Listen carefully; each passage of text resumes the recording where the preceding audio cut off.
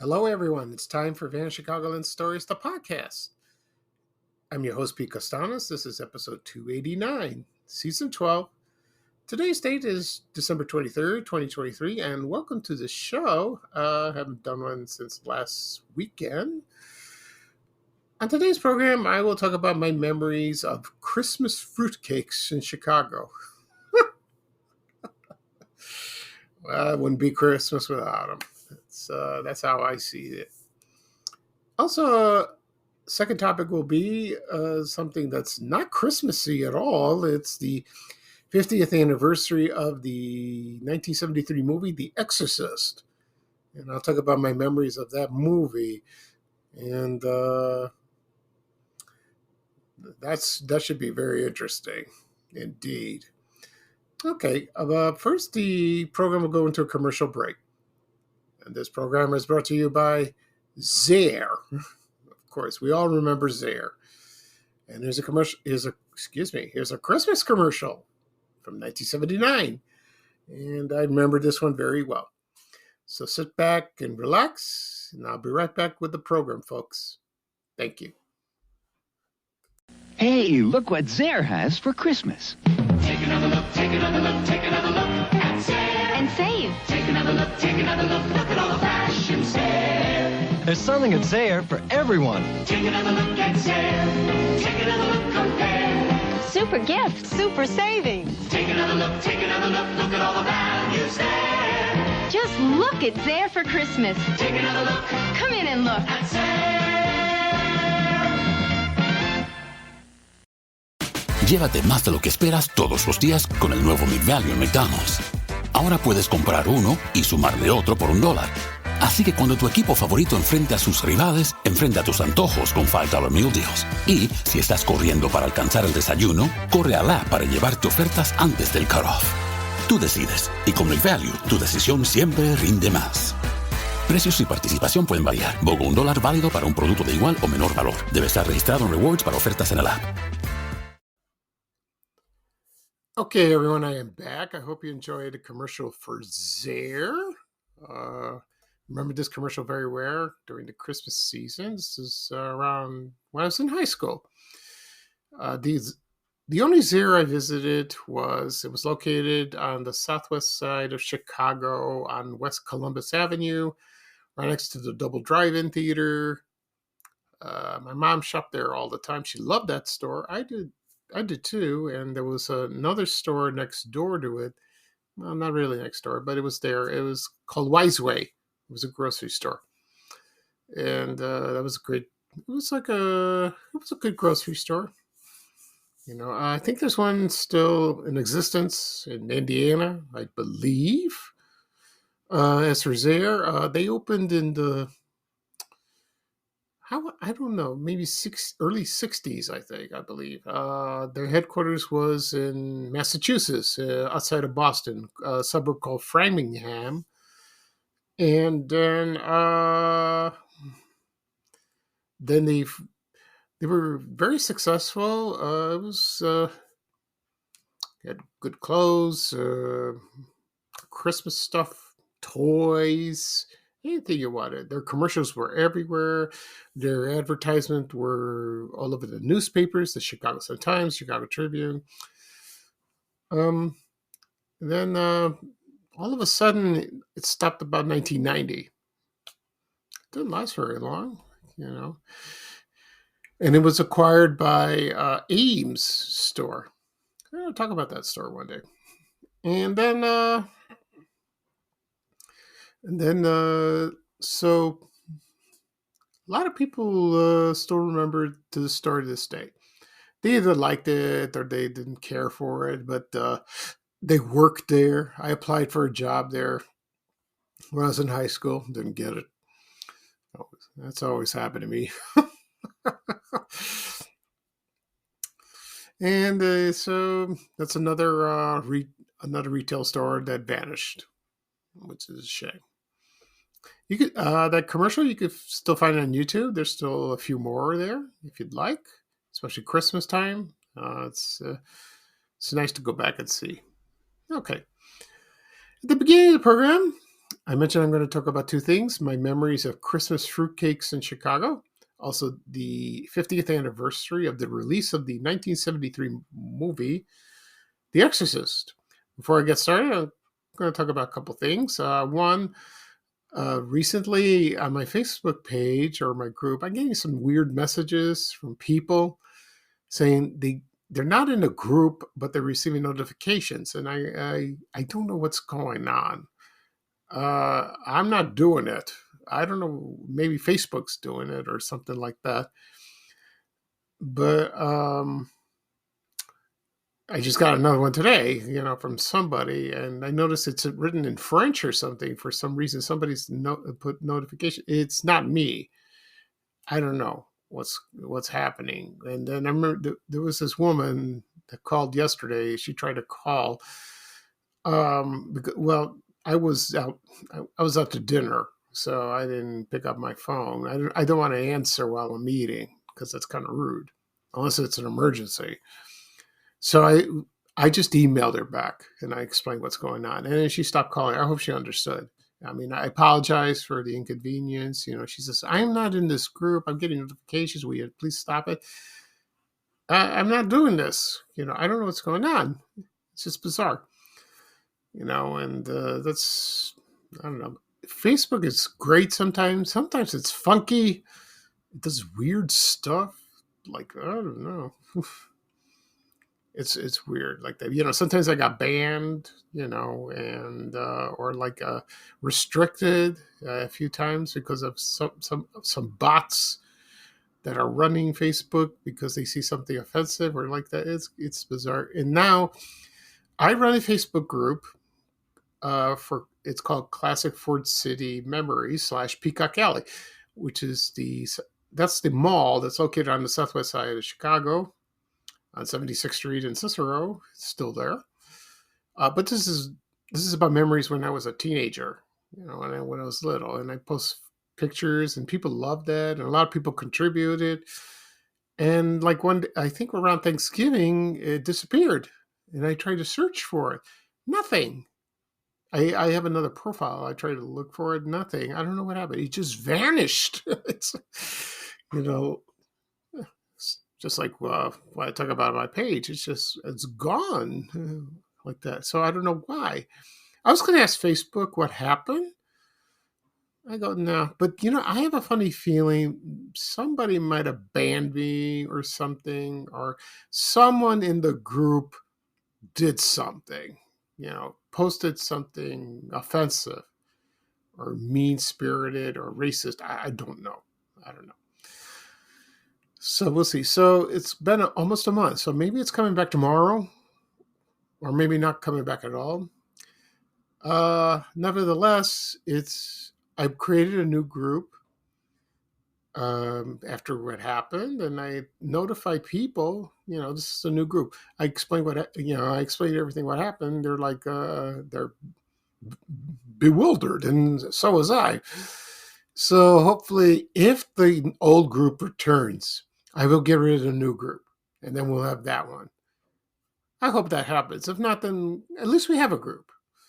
At least I have a group to run, so that's great. So I'll post more stuff to get the ball rolling like that, because I had about 8,000 members, which is pretty good. A lot of people lived in the area, and but I only have about 300 now. That's very small. So maybe I got to get going. I got to let people know like that. You got to share it. Okay, and we'll see what happens. Fingers crossed. All right. Right now, we're going to talk about my memories of Christmas fruitcakes in Chicago. Now, this is something a lot of people either love it or you hate it, or and it's just a joke to most people, because I think it started on the media, in the media, or like from television or from comedians, about fruitcakes, you know. So sometimes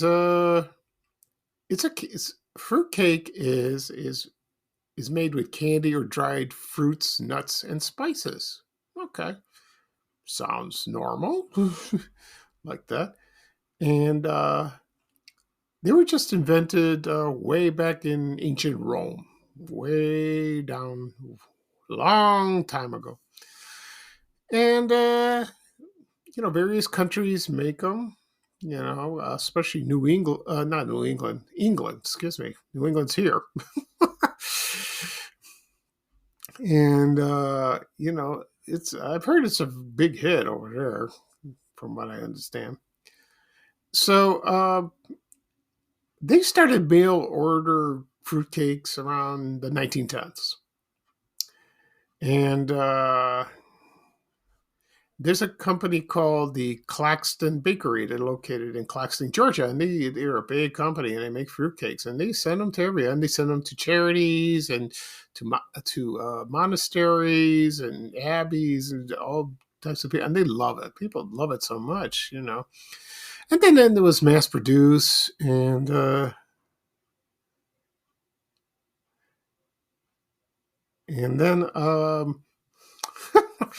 so. And then, I when I was little, I tried it once, and it was okay. I'm not crazy about fruit. Like in a cake, not on top, maybe not, but not inside. Except, when you have strawberry shortcake, which I love. That's awesome, like that. And but it's traditional. It's traditional. Yeah. And when I don't know if this started. In the media, like on the radio, maybe, but on television, it's the most ridiculed dessert of all time. And some people said that when Johnny Carson hosted the Tonight Show, he started making fun of this all the time. I remember he did this all the time. He was just every Christmas he did this. I remember that. He made fun of the fruitcakes, like you would use it for a doorstop, you would use it for a frisbee, you would use it for a spare tire for your car, or you just hit. If your burglar came to your house, you would just hit him on the head. All kinds of stuff. And also, he invited this guest. Her name was the Fruitcake Lady, and she was known as the Fruitcake Lady, and she was the aunt of Truman Capote. He was the author of Breakfast at Tiffany's, and she would make make fruitcakes, or told how to make different different recipes, and excuse me. So it's hilarious. It really is. And then on the TV shows, they did that for a while. I don't know about now, but a lot of people don't really care for it now, especially the younger generation. No, I don't think so. As for me, I'm not crazy about it. I wouldn't eat it, but my mother loves it. She loves this cake. She hasn't made it yet, but she loves it.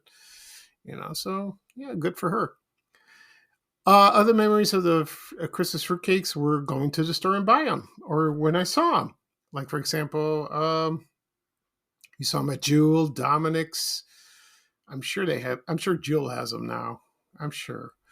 National Foods, Hilo, A&P, which I posted a photo yesterday. It was A&P. Also, the Jane Parker brand. They probably made those, and I believe they still make them online. It's a possibility. I think so, but AP is gone. So, and other companies like that. And what I like about fruitcakes, it's very colorful. It's red and green, and you see the nuts and all that. It's a very pretty dessert around Christmas time. You have Jello. You have Jello. You also have the eggnog, which it's yellow. I talked about eggnog before, but that's how it is. Like that. And some people say, that's my grandmother's cake," or they say that with Jello. It's like my grandmother's. But I like Jello myself. I love it. My mom makes it very good. And fruitcakes, well, if you love them, that's great. If you don't like them, that's fine with me or with other people.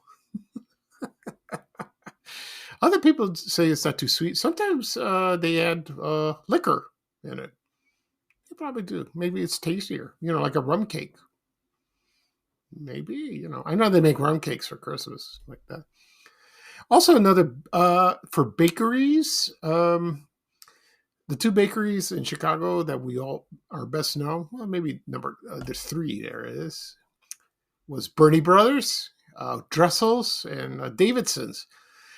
I don't know if Dressel's made it. Maybe not. I don't know, but I know Bernie Brothers did. They made fruit cakes, and I did see it when I was a kid. Also, Davidson's. They had some locations on the north side of Chicago. They had one in the Chicago Loop. Maybe they did. Maybe they had them on display in their windows. So I don't know. I have no idea. Okay, so when Christmas is coming soon, so you still have time to get a fruitcake if you're in the mood after hearing this episode. Go ahead. We'll see. All right. Now, I'm going to talk about the 50th anniversary of the 1973 movie, The Exorcist. And it was a supernatural horror film directed by William Friedkin. He was a great movie director. He just died this past August 7th. He was from Chicago, and it's one of his best known movies. The other one was The French Connection. That wasn't a scary movie. That was like a chase movie, but it had the greatest chase scenes in that, and it was wonderful. It really was.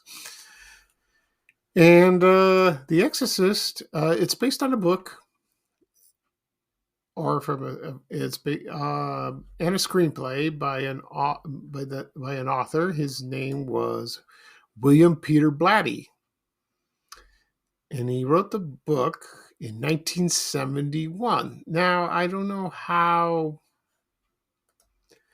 well the book did. I assume very well. And then they probably got the movie rights to direct, to have the film directed.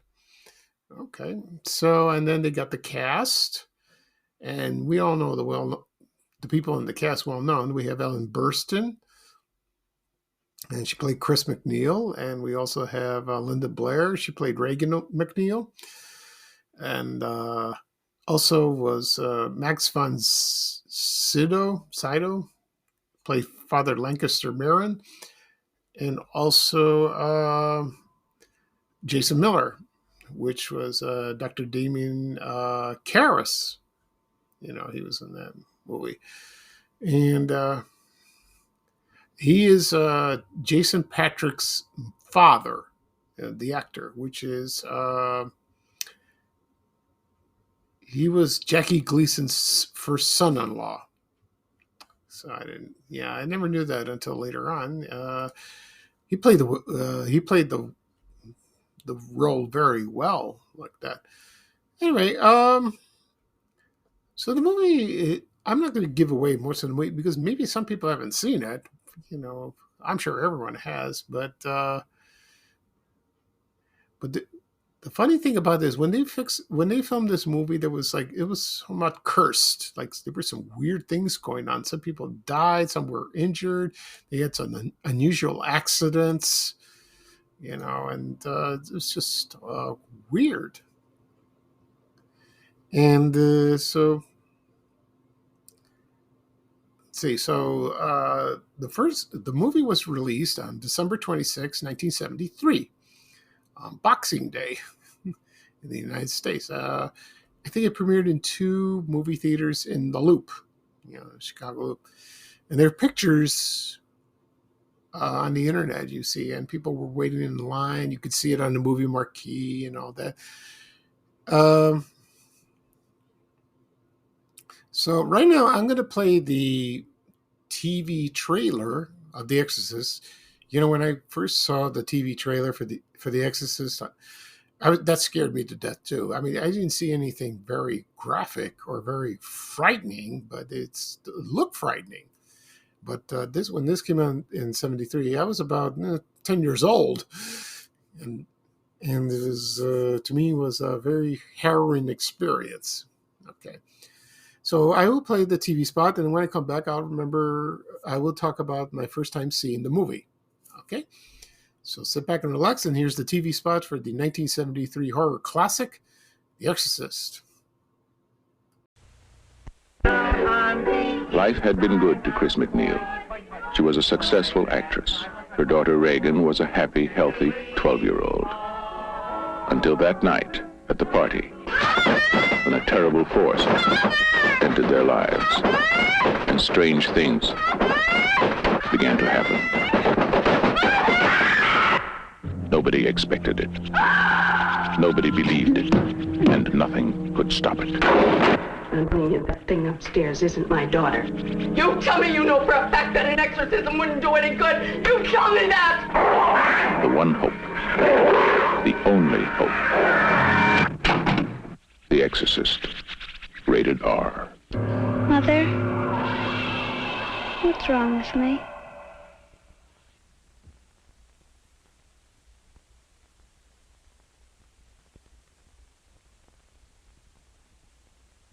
I'm looking for my perfect pair of Abercrombie denim. There's nothing better than the perfect jean and going out top combo, or an outfit that perfectly matches your plans. Abercrombie's relaxed jean goes with every occasion. Date nights or going out with friends. Right now, get 25% off almost everything at Abercrombie to plan your Valentine's outfit.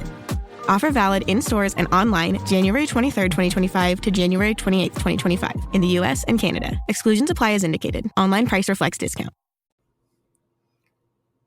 Okay, everyone, I am back. I hope you enjoyed the TV spot for the 1973 horror classic, The Exorcist. You know what? I remember watching this when I was a kid, and it scared me to death. It really did. Because, you don't see the demon, and you don't see Reagan turn into that, not on TV. You have to go see it in the theater, her transformation. Also, I left out one important cast member was the demon's voice, and that was actress Mercedes McCambridge. And she was in a lot of movies, and she did the voice, and she was, oh my gosh, she was like, I thought it was a man doing that, but it was her, She's from Illinois. She was from Joliet, I believe.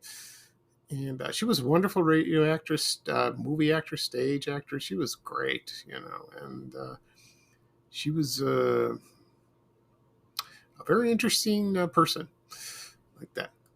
Now, the first time I saw this movie was not in the theater. It was on TV. I'm sure they edited this out. I'm sure they edited some parts. But when I first saw it, maybe I was about 12 or 13. And it was scary. It really was. And I think they showed it in 2 parts, maybe. I think it was on Channel 5 or not Channel 7. No, I think Channel 5 or Channel 2. I think one of those 2 channels. And I remember the kids at school, they said, The Exorcist is going to be on. I go, oh no. They say, Peter, are you going to watch the movie? Well, I don't know. Should I watch this movie? Because, a couple of kids went to see it in the theater with their parents. And they said, why? And then one said, it didn't bother me. Other kids said, no, I had nightmares for days. So other people, adults, still have nightmares from this movie. So anyway, I watched it. I think I watched it with my brothers, one of my brothers, that is, and we liked it. It was good. Linda Blair put on a great performance. She was excellent, and Ellen Burstyn was as well. Also the 2 priests, the actors that played them. But it's a kind of movie that you can't take your eyes off, but you were frightened all the time. And I was like, either I would take the covers or just close my eyes like that. And but it's an excellent movie. It really is, and it still holds up, and it's wonderful. And it's one of the greatest horror movies ever. You know. And they made a sequel called Exorcist 2: The Heretic. I remember the advertising during, on TV. It was like 1979. I was in high school. It's not like uh, that one. It was different. It was a very different movie. It wasn't very good. And then they released the third one. I think with George C. Scott. That was later on. He said in an interview he said he loved the movie. He liked to be scared. He liked to do that. He enjoyed it. It didn't do very well. Then they did a remake of it recently. I have not seen it. I don't think I want to see it.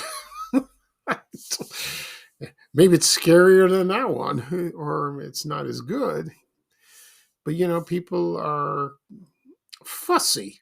They like the original, which I don't blame them. I really did. But it is, like I said before, the movie is a classic. It is a classic. So, and the media buzz was, at the time around 1973, was all over, and people waited in line. I saw pictures on the internet. I remember commercials when I was a little kid. I saw newsreels of that, and they wanted to see it. And I don't know how the audience reacted in the theaters. Either they loved it, or they fainted, or they just ran out of the theater screaming. Probably did that. I don't know. So I'm glad I talked about this. But that, what was the scariest thing is, there's a few scenes in the movie that's very scary. Of course, with the head turning and the pea soup. Yeah, that's gross. Also, when Reagan is elevated on the bed, and that voice, she's the demon's voice. Oh my God, she didn't sound like a little girl at all.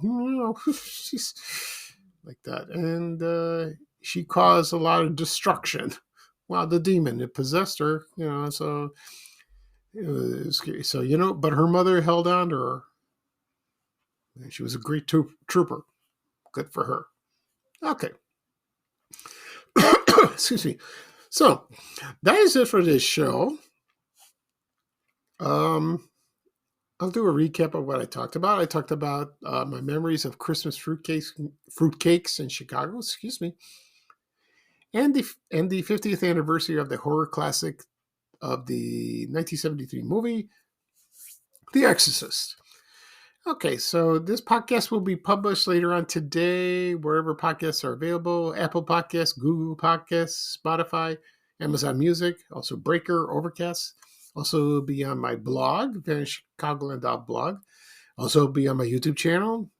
People still ask me, where do I find your podcast? You can find it on my YouTube channel. Just do a search on YouTube for Vanish Chicagoland Stories. Hit the subscribe button. You'll find it. And you can follow on the apps as well. Also be posted on my social media accounts: Facebook, X, Reddit, LinkedIn, Threads, and also Instagram. You would find those. Okay. So as for tomorrow, I don't think I'll do a podcast tomorrow. I don't think so. It's Christmas Eve, so I'm not busy. So I feel like it's it's the holiday season. So we'll see if I have time. If not, no. I will definitely do one probably Tuesday. Yeah, I will probably do one Tuesday right after Christmas. So we'll see about that. Okay. So this is Pete Castanis, your host for Vanish Chicagoland Stories, the podcast. Thank you for joining me. I hope everyone have a wonderful holiday. Merry Christmas. Today's weather is like foggy, kind of drab and dark, and no snow. We have no snow. We're not going to have a white Christmas. We're going to have a rainy Christmas. Sounds like a London Christmas. Oh well, we can't have everything. Anyway, so yeah, so Merry Christmas from me to everyone, and I hope you have a wonderful holiday season. Okay. So here's Bye Bye for me, and here's Ray Rayner with a little traveling music saying bye, bye, bye. Take care, everyone, and so long. We have to go. Bye, bye, bye.